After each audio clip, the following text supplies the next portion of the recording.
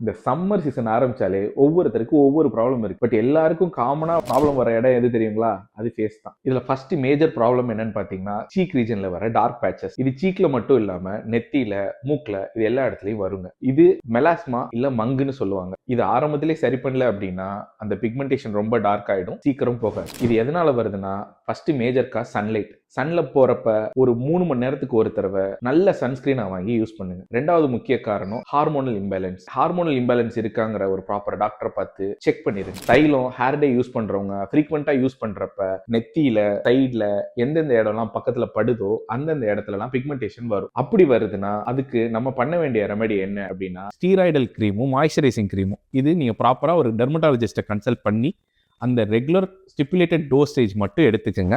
இந்த மாதிரி நிறைய ப்ராப்ளம்ஸ் இருக்கு. எல்லா ப்ராப்ளத்துக்கும் சொல்யூஷனோட அடுத்தடுத்த வீடியோவில் சொல்கிறேன்.